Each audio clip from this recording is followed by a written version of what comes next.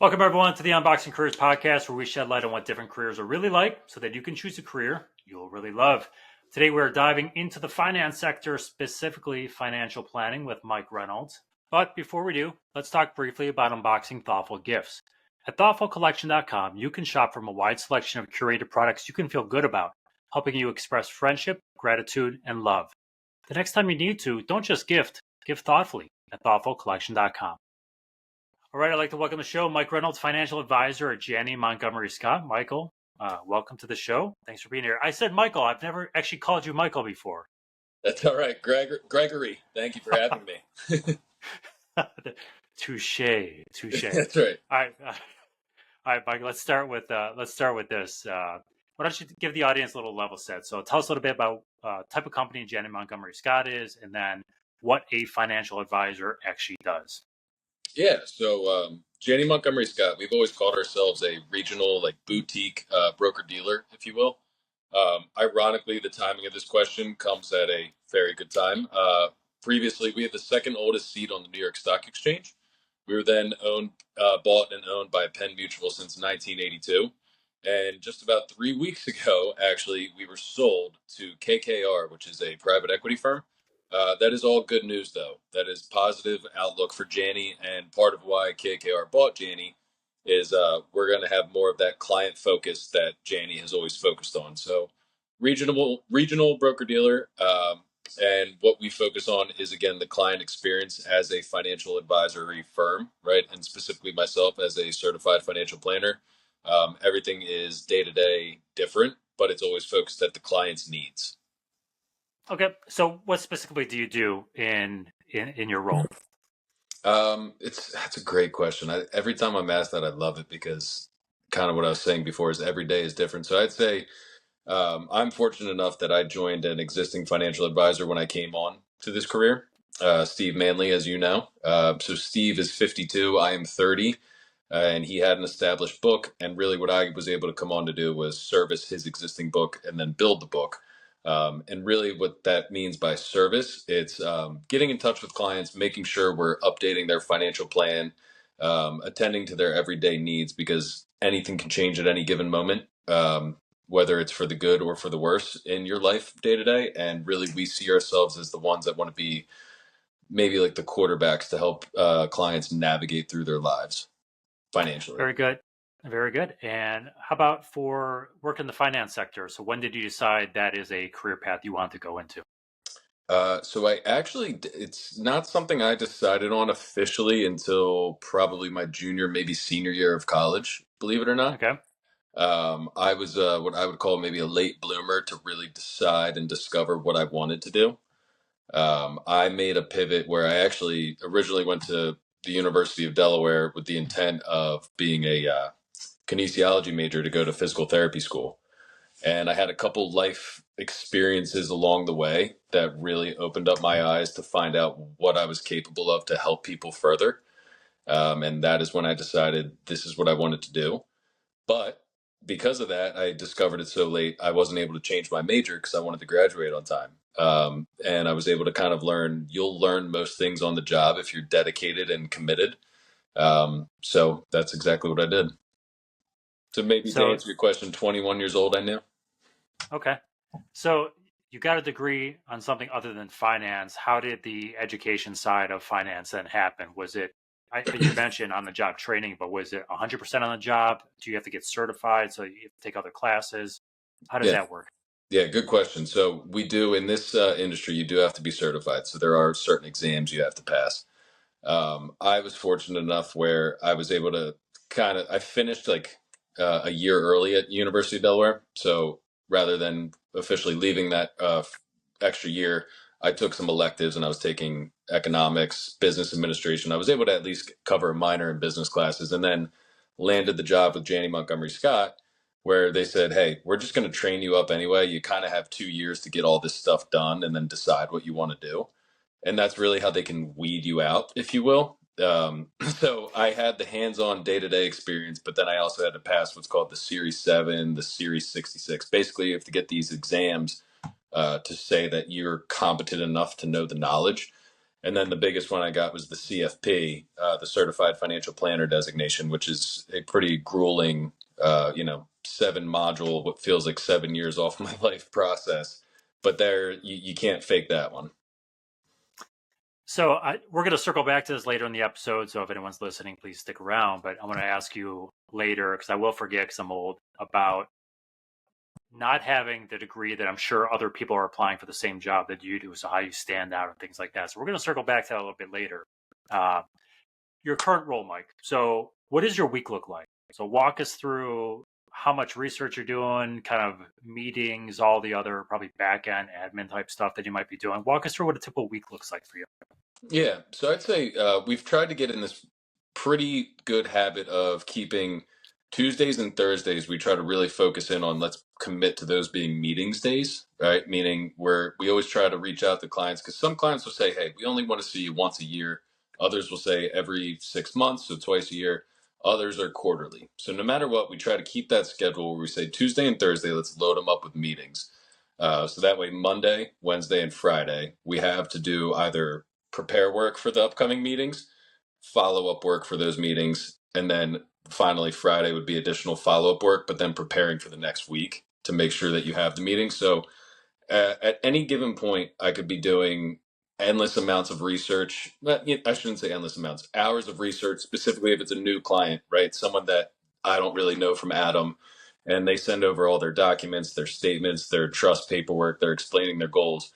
I could spend a good 5+ hours just researching all of those and then bringing everything back to how that could affect through different tax laws that change every year, it seems like, right? As everything keeps changing, I feel like it's mostly a lot of research that I do in my own time, but naturally on the job. So I'd say Monday, Wednesday, and Friday are really the busy prep work. And if there's downtime on those days, or let's say if a client meeting gets canceled on those Tuesdays or Thursdays, it's a great time to give a call to any client or someone that you've just been meaning to get in touch with. Excellent. And how about work-life balance in your field? So you said a lot of research. You obviously have a lot of meetings. You got to prep for them. That prep's got to come hell or high water by a certain time, right? Because you got to hit the meeting. So walk us through what the work-life balance is for you. So I'd say this career is really one where you get what you make out of it. Meaning there are some advisors I know who say, I went into this industry because I knew I would never have to miss my kids' baseball games, which I think is awesome. Like that's 100% the way once my daughters are older, as I've shared with you, like I hope they're involved in something and I can't wait to be there for all of it. But anytime that you do take off, I think you always have to have in the back of your mind, like, yes, you're not tied to a clock or somebody else, but you're tied to your clients. So I think it's one of those, sure, I could skip out today at 2 o'clock, but I should make sure I'm making up anything I didn't do. I don't know, add those hours on elsewhere is what I mean. And you've probably heard me before say how like I'll send my 4 a.m. emails because I can't sleep. And that's mostly because something will hit me in the middle of the night and I think, all right, let me get on to work. But it doesn't mean you have to be that stressed. Sometimes I just wear my stress a little too much. But you do have a good comfortability, if you will. Okay. And there's a lot of, I've got to assume, internal stress put on you. So as a financial planner, people put a ton of trust in you, right? So it's their retirement, it's their kids' college funds, it's their security. And you hear the horror stories like Bernie Madoff and stuff like that, where people are losing everything. And then you have the 99.9% of other good people, but they're still putting a lot of trust in you. So what is it like to be, I don't say indebted, but entrusted that much when you're dealing with people's their future security? It's stressful, honestly. As much as I love the ability, like, there's nothing more flattering than when someone says they do trust you enough, right? That's to me the biggest compliment out there. And especially when they send you a referral that says, hey, my mom and dad, I'm sending them to go talk to you. Like that tells us, wow, you really do trust what we do. But every time something like that happens, I think it's more stress that gets added on. Because Steve and I always try to say, we will always under promise and over deliver because there's a lot of things that we can't control, the market being one of them. And 2022 was a great example of a recent year where it felt like no matter where you were as an investor, it stung. So the best thing we can do from a financial planning standpoint is make sure we have a good plan in place to be able to hopefully weather any storm, controlling what we can control. At the end of the day, I think that is part of the reason why at times I won't sleep is because there's an inherent amount of stress. Sorry if I don't want to sugarcoat that. It's people trust you. No, I don't want you to sugarcoat it. That's why we're Yeah. doing this podcast, right? To kind of break it out there. Have you learned anything to help you cope with those things, or is it just becoming more comfortable and that it is just part of the job and that's what it is? I do think that it's a part of the job in that there's the variables that you can't control that, again, the market being one, or, the market can react to anything that nobody knows on a given day. Given, 2022, it all started with geopolitical risk with the war. How could any of us seen that coming? And I think some of the things I've learned through, even back to not bring a time that we all want to forget, but COVID, right? When we were all quarantined up, that was a scary time in the market. And sure enough, it shot right back up. But it was finding that the best thing you can do in this job during those uncertain times is send messages, get on the phone, talk to your clients because they do deserve to hear from you. And it's one of those, hey, as much as we hate having this review, and sorry, hate is a strong word, but as much as we dislike having this review of right now, your money is down, but you just need to trust us. Like it's not easy, but you got to do it. Yeah. And I think that helps me cope. Yeah. Very good. And okay, I'm going to shift a little bit to high school specific advice for people. So let's say you're in high school, maybe you want to go into a finance world. Maybe you don't know what you want to do, but you're going to go into finance somehow. Maybe you're just good at math. You don't know what you want to do, but you're like, yeah, it's an area for me.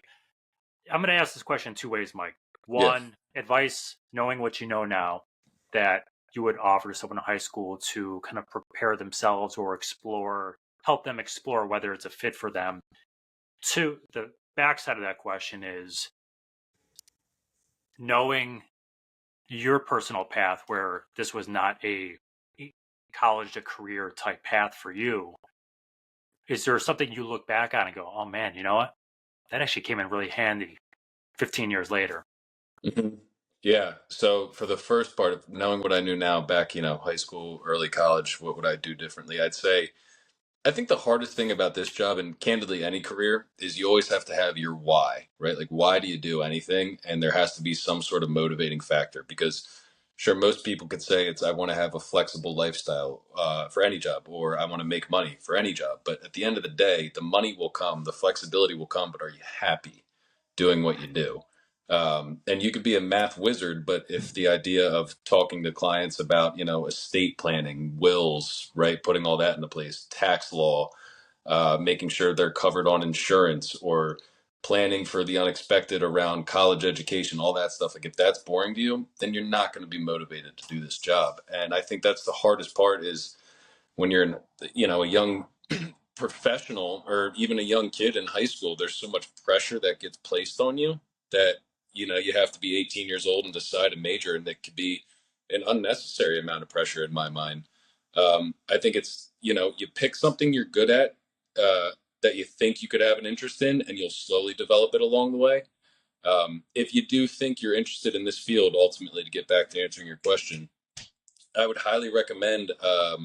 There's now what's called the SIE, and that is a breakdown of the Series 7. To my knowledge, anybody can buy the SIE. Start reading that material if you want, even on your free time, and just see if the material interests you, because then you can understand what you do to become an advisor, and start to read up on different things of financial planning and see if that gains your interest. I'm happy to share how I found my whys that brought me into this, that I ultimately knew like I'm way better off in this field than I am taping ankles as a physical therapist. All right, so slight technical difficulties. Cut out toward the end there, Mike. So I think we're good. But you mentioned the one thing that you may that you're happy sharing is your why. So if you don't mind, would you give us kind of a quick overview about how you found your why? Yeah. And I joke that the reason I'm in this job is always, my little sob story, right? So it's one of those, I'm not here to throw my pity party, but it's a true, I think life experiences can help mold anybody to find where they're meant to be. So going into college, I was at the University of Delaware. Again, kinesiology, had full intentions of physical therapy school, opening up my own practice that way. And then along the way, so after my freshman year, my oldest sister unexpectedly passed away and left behind my two nephews, my twin nephews who were in fifth grade at the time. And their dad wasn't in the picture. And I remember my other sisters and my dad, we all came together, like, what are we going to do about the boys? And that was the first time I remember hearing the term estate attorney. And I didn't even know what that meant. The only time I heard estate was real estate. And I learned about the importance of having a will in place. I learned about the importance of having anything in place that explains, God forbid, what should happen, or even then having insurance. I never even knew about the purpose of insurance at that time. And it was because my siblings and I and my father were trying to scramble together about how to raise my boys. Thankfully, fast forward, my one sister in Michigan, my nephews moved out there. They're both now at Kalamazoo College on full scholarships. So everything worked out for them. But that was the first time I started thinking, like, wow, what happens in these cases? So that was going into my sophomore year of college. And then later on, my dad was diagnosed with lung cancer in college. And so when he became sick, I remember just watching him kind of get crushed. And it took a lot of things out of him quickly, but we were having a heart to heart one day. And I said, Dad, how come you didn't get to retire yet? Like he was 70 years old at the time when I was still in college. He had me late. And he said, well, son, you're still in college. And I remember he was joking with me, but it was kind of that moment of like, oh, so what do people do? Like, is that where I learned about a 529 plan, right? Is if you save for that early and you put the funds away, it can help you retire early. And I remember just having this guilty feeling personally, right? Of my dad had to kind of wait for me to be out of school to retire. And then sure enough, he got sick. Um, and then through my junior year, we were dealing with his illness. And as things kept, getting worse, then we had to learn about long-term care needs, right? And how you're going to fund for that. And again, these are all different financial planning practices that I became super interested in, but I had no idea that there's a job for this, Um, and then once he passed, I remember then my siblings and I still figuring out, oh my gosh, here we are settling another estate, doing all this. Who's going to execute all that? Power of attorneys, this, that, and the third, all these terms that I had never known before. And that was kind of when I started to research, like, who is the person that quarterbacks all this stuff before any of it happens? It's a financial planner. And what I thought was amazing is when you think about it, I talked about estates, power of attorney documents, settling any sort of unexpected death, 529s, retirement, and what's the long-term care. None of those are stocks or bonds, right? And that's at the end of the day, everyone thinks a financial planner is someone that says buy this stock or buy that bond. But at the end of the day, it's putting together everything else around the financial plan to then build a portfolio. And ultimately, I just thought, like, wow, those are a lot of life experiences in a short amount of time that this is where I was meant to be. Um, so not saying everybody has to have, sad moments happen to find your why, but I think it helps at times to figure out what it is that you're going to have an impact on.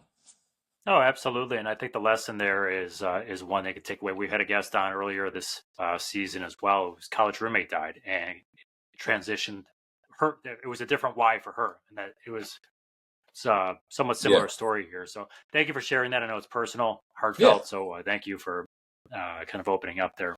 Absolutely. I'm going to pivot back. Terrible segue, but I'm going to do it anyways. Please That's do. what I do here. My show. That's right.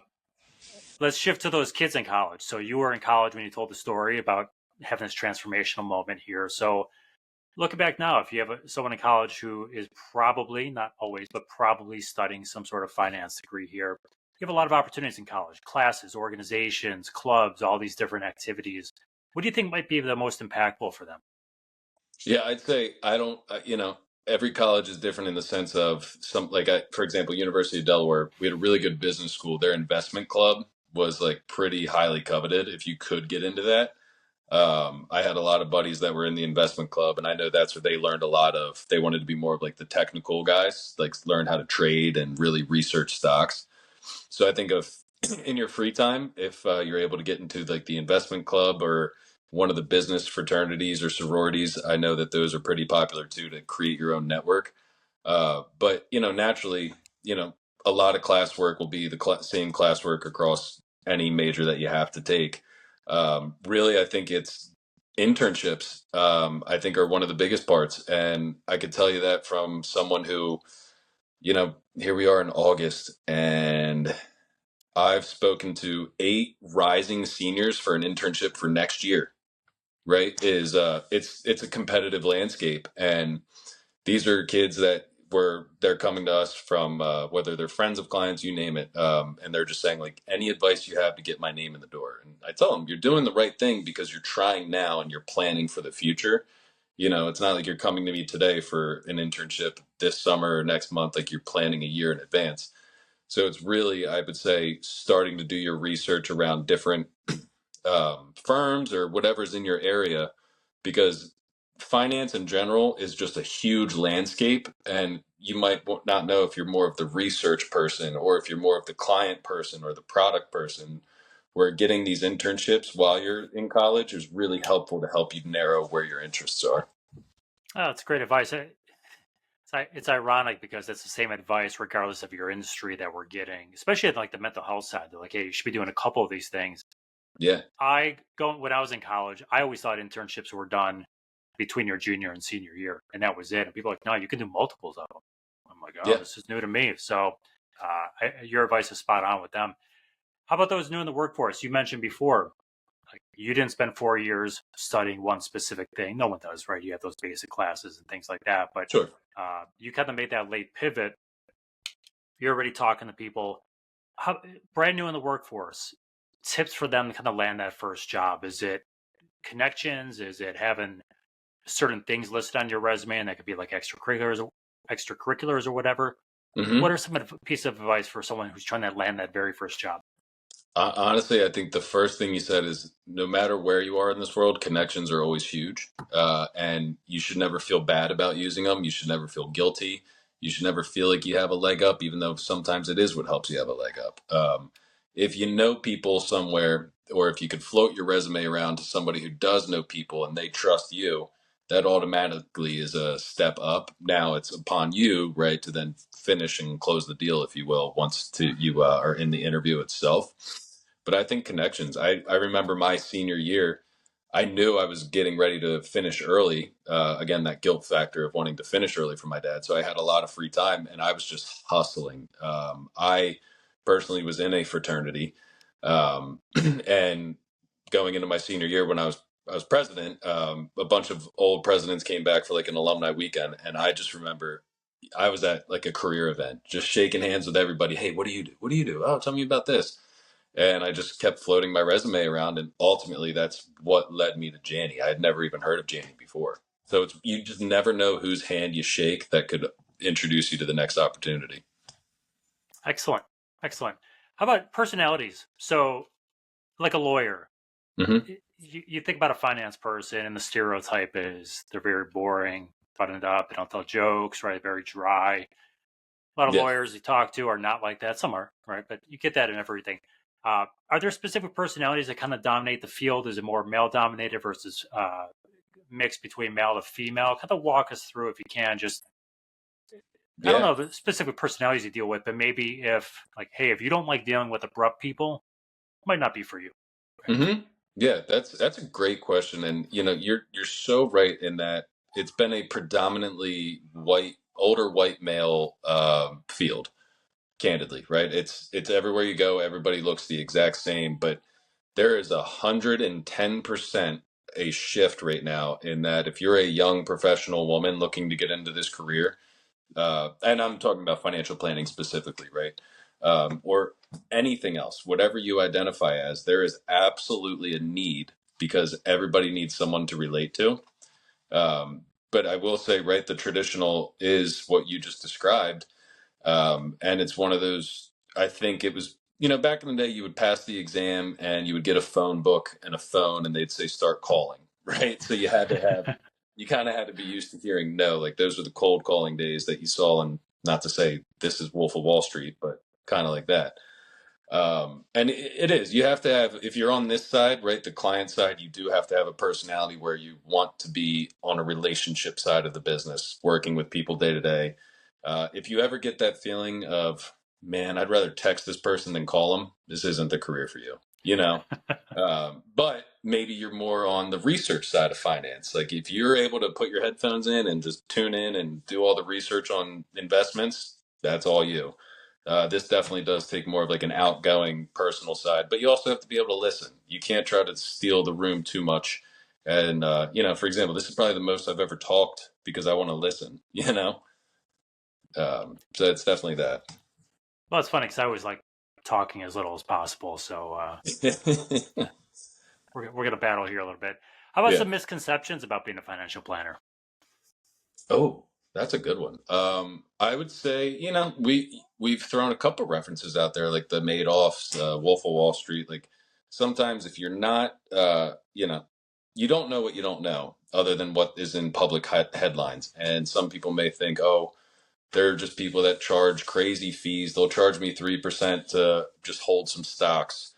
That's all they can really do for me. I can do better in a E-Trade account, something like that. I feel like is kind of a typical misconception where, that's where I like to focus on the financial planning, is that it's more than just the investments. And I never want to go toe to toe with someone to say, here's why you're wrong. It's always just about, let me just show you what we can do for you. And if you're happy, you're happy. If not, this is just a good free conversation. So I think but like any career, there's always going to be the misconceptions, but I think those are probably the biggest ones. Excellent. How about something in your industry you wish you knew a little bit sooner? Oh, something, it, I wish I knew I wanted to do it sooner. If I did go, because the University of Delaware had a great financial planning major. So if I knew that at 18 years old and I was able to spend 4 years in all the financial planning topics, like it just would have saved me a little bit of time at the end. But again, at 18, it's really hard to know that. So I'd say, yeah, I definitely wish I knew that. Something I wish I knew sooner. It's okay to say you don't know. I started very young, and I remember being nervous when I was like, oh my gosh, I can't even rent a car, let alone have one gray hair, and people are supposed to trust me. Like that seems crazy, and I felt that I had to overcompensate. And I remember it takes only a few times to really kind of screw up on forcing an answer that you're wrong on, where you can say, hey, you know what? I don't know. Let me come back to you. It's okay. Yep. It's okay. It's a life lesson that'll treat you well regardless of the industry you go into. Exactly. Always. So Mike, you mentioned a couple things already, but I'm going to tee this up anyways in case there's something a little more prominent for you. But what's the most rewarding part of your career? It's the thank you. It's always the thank yous. It's the appreciation. I think anytime we have a review with someone where we could say, hey, when's your retirement date? Because it could be today. Like, and just that satisfaction in their face of like, I never thought I could retire. I never knew it was possible. But to give like our true tried and true blessing of, we think you're ready for retirement. What are you going to do in retirement? Like that to me is the most satisfying. Or just even achieving any little goal along the way, whether it's buying property or, hey, we saved enough to help your child get to school and they can go to the school of their choice, or if their child gets a scholarship, like we share in our clients' lives. So we're excited for them when good things happen to them. So it's always that. Anytime you hear the thank you, it's just always, I don't know, I come in with a smile. It's great. Excellent. What did I neglect to ask you today? Neglect to ask me. I would say, if there's one thing I could recommend, let's say if financial advisory, financial planning, anything of that nature is in your interest, it never ever hurts to get in front of people now. And if you're at a firm, for example, Janney, their headquarters are in Philadelphia, as you know, and they have a good internship program. I had maybe 10 of the interns reach out to me. They said, hey, just trying to get my name out there to some of the advisors, want to get to know you, talk more about the business. And I think that's really great that they're being encouraged to do that, because they're going to finish their last year of college. But they're wrapping it up now, trying to gain as much knowledge as possible to think about it for their final year and understand maybe this is the side I want to go into. So I just think it's always great to just be curious and ask questions. Wonderful. Mike, before we go, I'm going to pull you out of the finance world. I'm going to pull you out of physical therapy or anything in that world as well. So if you had to choose a different career, which are you going to choose and why? Oh my goodness. I had, other than when I thought I was going to be an NFL star, other than that, I would say I've always felt that I like making an impact with people. Man, Greg, that's an on the spot question. I would say It's like a I'd pressure be cooker in this place. I would be I would be a NICU I would be a NICU doctor. Okay. I would. Yeah. I think they are doing unthankable work. It's amazing. That's a great That's one of mine question. as well. That's one of mine as well. Yeah, that So, was a good one. Mike, thanks for your time today. So if someone wants to reach out, ask you a question, make an intro, say hi, what's the best way for them to get a hold of you? LinkedIn, email? Feel free to throw out Yeah, whichever way you want. I would say please add me on LinkedIn. My email, I'm happy to provide that as well. This is not advertising. I want to make that clear for any compliance that watches this. My email is mreynolds, so REYNOLDS at Janney.com. That is JANNEY. And I'd be happy to connect with anybody. Excellent. We'll throw that in the show notes. So if anyone's looking for it, they can pop on down there and find it. So Mike Reynolds, everyone, financial advisor at Janney Montgomery Scott. Found out more about Mike. Check out our website, check out the show notes, and all the contact info will be there for you. Hope you enjoyed today's episode. If you want to unbox your career with us, we'd love to have you. Please visit unboxingcareerspodcast.com to find out more. And until next time, be kind to one another.